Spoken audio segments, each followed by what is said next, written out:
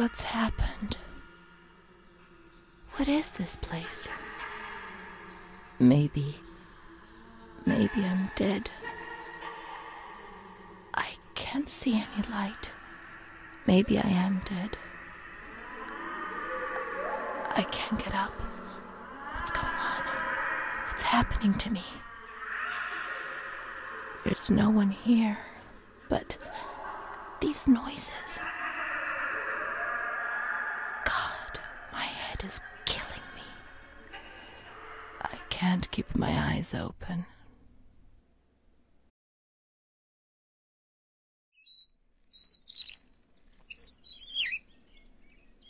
Oh, welcome. Welcome. Come and join me on this beautiful ride here. We are playing the Town of Light.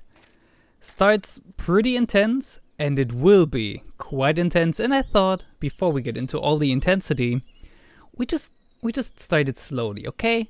On a playground that, yeah, it's a bit run down, but the birds are singing, the sun is shining. Things are nice, right? Things could be a lot worse. Things will get worse. Oh yeah, how I know this? A few good news, a few bad news. Good news, we're doing a Halloween special, which I'm sure someone will enjoy. I'm saying someone because Halloween for me, it's not really a thing. I grew up in Eastern Germany. It never was a thing there. I never celebrated it. I didn't even know it until maybe the 2000s or something. Also, the whole theme about Halloween, I'm not into it. I don't like candy, I don't like sweets. It's literally bad for you in any way possible. We have a flashlight. Isn't that nice? And I also don't enjoy scary things. Scary events, scary games, scary movies. Not my thing at all. So I'm doing this for you guys. I hope you enjoy. That's the good news. The bad news is that I've done this a couple of times already. This is my third attempt playing this game. First attempt went really well. I got some really great first impressions. I did it with a heart rate monitor. Was super exciting because it went up quite a few times. But sadly, sometimes I derp up greatly. And there, well, imagine what happens if you forget to turn on the fans on your water cooling radiator. Your PC eventually fries itself. That's what happened. Last 2 hours of footage where I was 2 hours into the game already and had to start over. Was so frustrated that I thought, okay, I'll do it right again. But my commentary, it was horrible. I was totally KO. Mentally and also physically. It was just too much. So, take number 3. Let's roll the music, because it's beautiful. I timed that really well. I'm proud of myself.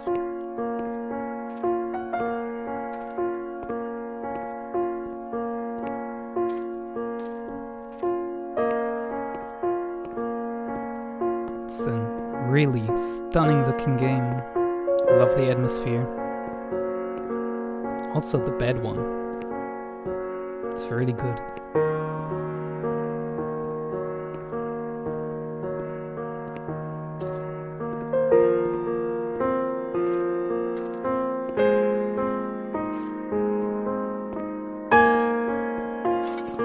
Oh hey, fans just fall.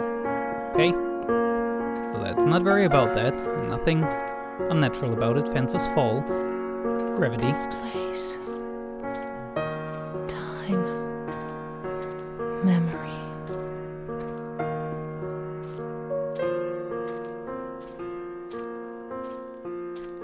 This place is an asylum.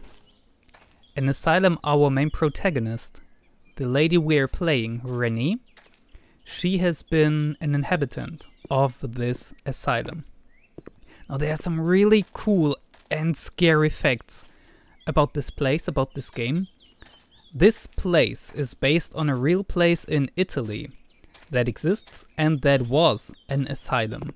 So the developers have actually been to this place and they modeled the game, this environment, after the place. They did some changes here and there where it was necessary for the gameplay. Alright, we don't have power. or for the storytelling, we can find items like this. Little letters, little notes that will either tell us something about the story or just immerse us deeper into the feel of the game. Oh yeah, and this is already a good one. Or it's not good at all, but it's good storytelling wise. It brings us into the story. The increasing number of cases of attempted suicide requires that a definite stand be taken against this behavior. Our current position is to consider these behaviors as highly deviant, disgraceful, and unpatriotic. That's from 1940 something.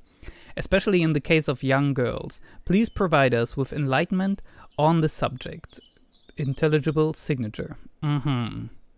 So the game begins, so to say, around 1940. I think 1942 is where the opening scene, oh, little leg spike, the opening scene started. We are now in 2016 when Renee comes back to this place. Actually thinking about that, she would be really old then, wouldn't she? I'm sure I got some numbers messed up there.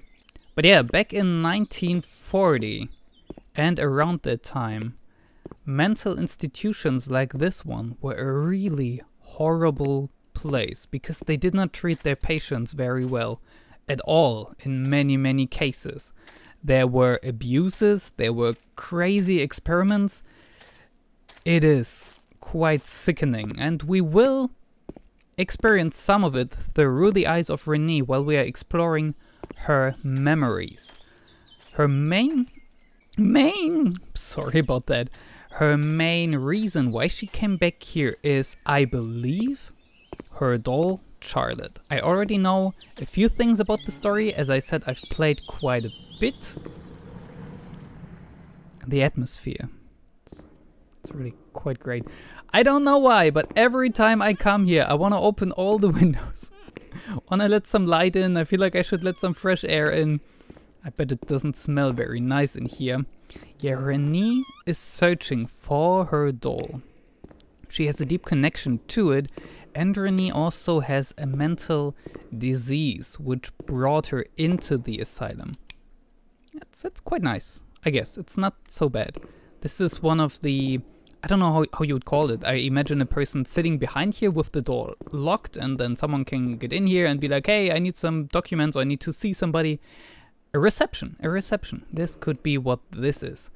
There are a ton of items we can find, explore.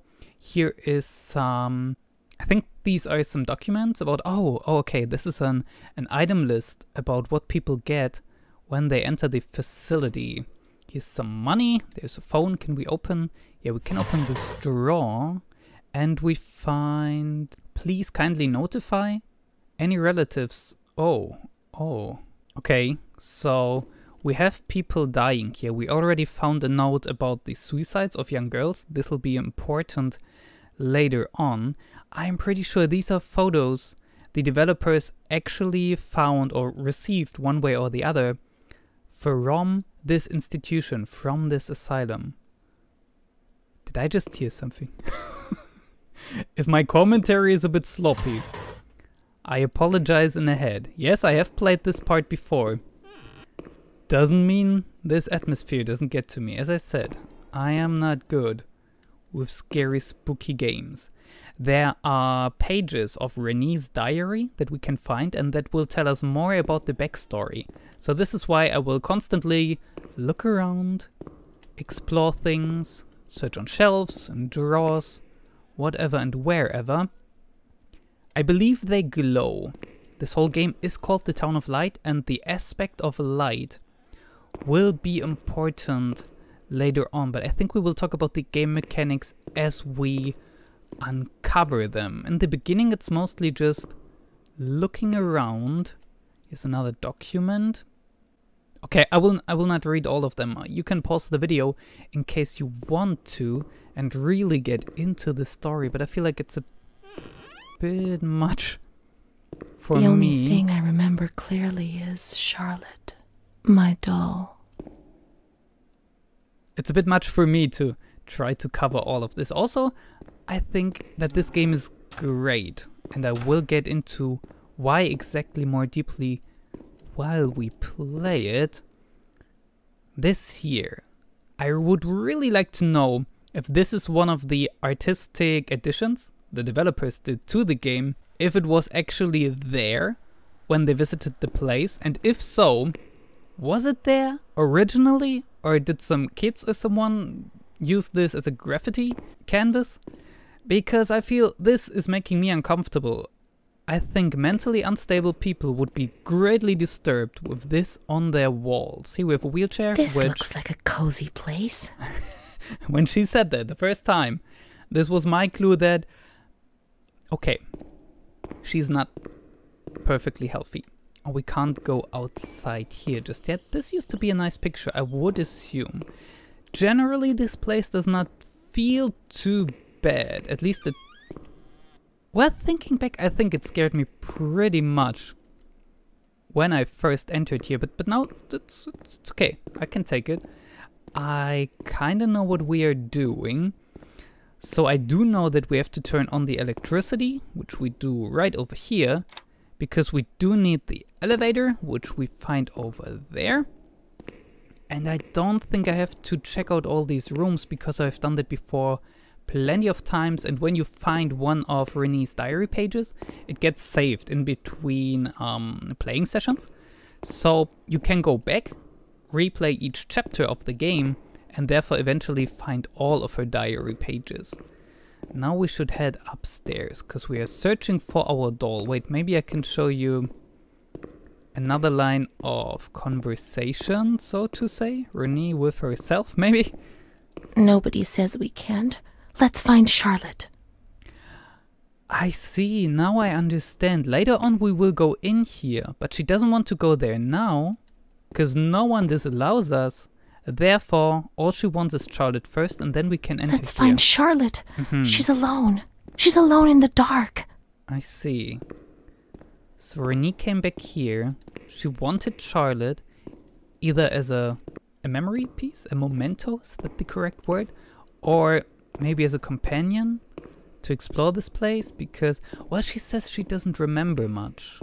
But there are some traumatizing things that happened to her. Why? Was that turning just now? Am I starting to imagine things already? I mean, if I look at this wall, what is that supposed to... Oh, it's actually... It's Carnival. From here, I was like... Let's search the wards on the upper floor. There's a plan on the wall which shows their location. Yeah. We will do that. I was just, like... Looks friendly and happy from there, right? But if you go a bit further, that was disturbing to me. Yikes. Yikes. Is she here or... Ah, no. This is a place where we have to go later. What was that? Yeah, and this place. Look at these pictures. Why? Genuinely, why? Who thinks that this would help anybody in any way? With what explanation? I don't get it. This is so gross. Gross. Deeply gross. I don't understand it. But these, I could imagine that the developers found images like this, maybe on the wall, because things like that have been done to people back in the day, around 1940. Crazy. Let's just continue on searching for Charlotte. I think she's right around the corner here. Oh no, this is a dead end. Yeah, Renee has a mental disease, and the thing that triggered me about this game... We found Charlotte, but I quickly want to finish my thought here. The thing that triggered me about this game is that the developers did a lot of research and interviews also with people suffering from mental illnesses, because they wanted to portray how you might experience the world if your mind isn't working properly. And this is especially interesting to me because my mother suffered from... Oh, give me a second, I read that up, what it is in English. Manic schizophrenia? She was manically schizophrenic? I'm sure you know what I mean.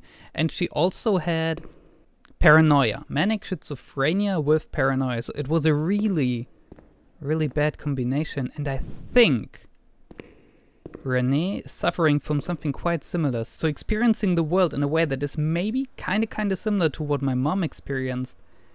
That is very, very fascinating to me here. It's what made me want to play this. Mummy took good care of Charlotte. She tucked her in, hugged her, Yikes. gave her cuddles and kisses. She was very affectionate and loving. Nothing bad happened to Charlotte, and that surprised me. I didn't understand. At first, I was quite scared. I was afraid that she wanted to hurt me. I lived in constant fear that Mom would abandon her. Because I didn't deserve to live. I didn't deserve to be loved. Harsh words. Added something to the synopsis menu. It's cold, it's dark. Look, she's cold. She'll get ill. He can take care of her. Nobody can stop us. Charlotte is a good girl. Can stop us. Let me quickly get that out of the way. Alright, we will check the synopsis menu later, and with that we finished chapter 1. I've played the game until chapter 5, the beginning of it, so it'll be a while until I get properly scared again. But not to worry. Doesn't mean that this will be easy for me, because I know what is to come. I've been looking around the last time for quite a bit. If you get stuck, you can hit the H key, and Renee will give you tips. The longer it takes you, the more tips she will give you. In the beginning, what we are supposed to do is put Charlotte in a comfy space, like this one. Charlotte will be comfy here. But it's cold. No, it's cold. Don't shiver, Charlotte. The cold will go away. It'll go away. Alright.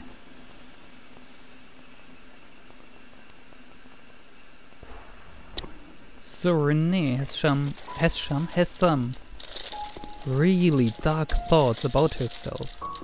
I did not deserve to live. I did not deserve to be loved. Which to me, and I'm doing guesswork here because I don't know that quite yet. We're calling the elevator to get this guy upstairs. Which to me is an indication that she was quite surely mistreated in one way or another. Which would also be an indication of why she eventually established, do you say that? Established? Mental illnesses? Like, if my vocabulary is off here, I really apologize. English is not my first language. Please let go of the chair. Thank you very much. And I'm trying the best I can here. Oh, the elevator is already on this floor while being spooked out. So, yikes. We're getting Charlotte up here, and we already found the plate. Did that turn? Was that turning? Okay, maybe it's a scripted event. I know that might take away a bit from the experience, but was that wheel turning when I entered the room? It is. Thank you. Thank you. I hope. It makes me feel better. I was not imagining it. Let's take Charlotte to a warm place. I think we will do about 2 chapters per episode here. These will go out daily. Where was the room? Charlotte, wait here for just a second. I'm looking for the room with the lamps. Because it's a Halloween special and I want them to be done by Halloween, or at a max 1 day after Halloween should be the final episode. And later on I think I will bring the heart rate tracker in again when I don't know what's going on and what's awaiting me. Should be fun. Let's bring Charlotte into her nice warm place. Not eerie at all. The cold has gone away now. You see? The light. The warmth. This doll has seen things. We can do it. The cold will go away. It has to. Now we can enter the ward where everything started. Okay. We took care of Charlotte. We could hit the H key, as I mentioned earlier, to get some tips and clues. She wants to enter the ward. We have several of these maps, which we can check out, and they tell us where different areas in the game are to be found. And the ward is downstairs. Downstairs. Could you hear that? Pretty sure you... You should watch this video with headphones on. It's quite unnerving. Oh, this looks nice. Hey, look. Stop the eerie music, please. Okay, it's clearly coming from there. The music is even coming from here. I did not realize that the first time. Well, I guess. Can we turn... Oh, we can turn the lights off. Will that change anything? From here out on, I cannot move the camera further than this to the left, this to the right. We are stuck moving forward. Isn't that a nice feeling? And isn't that nice? First I thought this was a memory of hers, but the walls are scraped. So this is the present, 2016. I cannot move backwards, there's only going forward. And we approach the abyss. So, yeah. Since we don't really have a choice.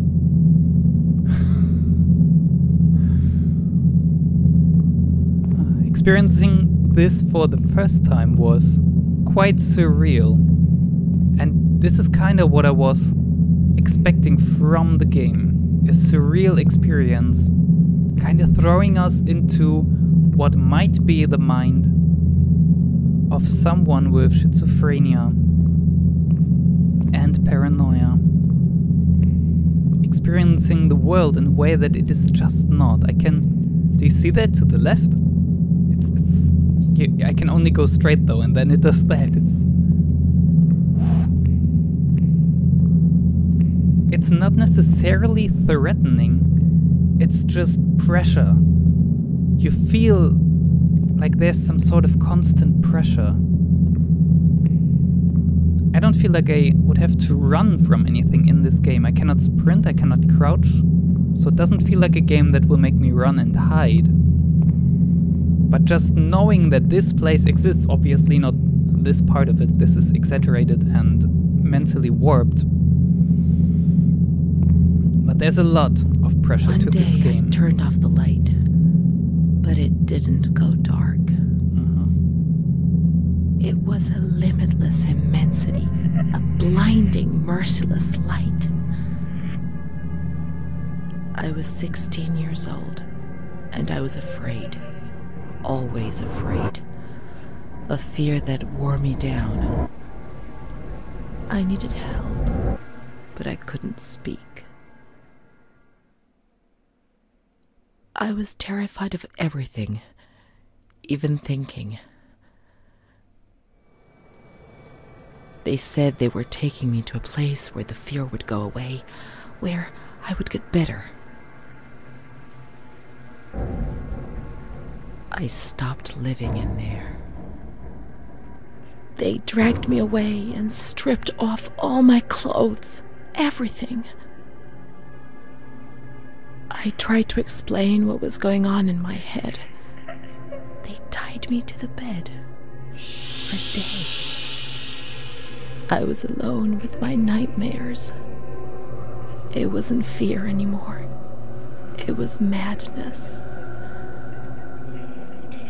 And when you're mad, you cease to exist.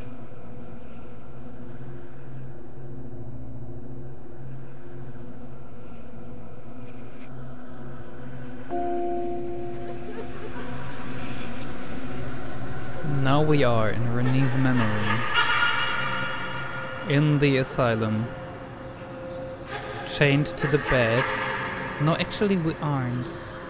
We have this lady at our side here. She was my only hope in this hell. I was descending down, down among the damned. But that woman and her smile kept me alive.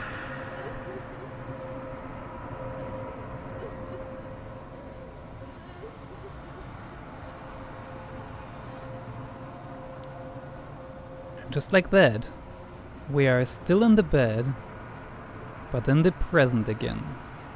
How did we get here? Don't know. Why is it nighttime now? Don't know. Chapter 3. We will end the episode real quickly here, but... The door is locked from the outside. Here the doors can only be locked and unlocked from the outside.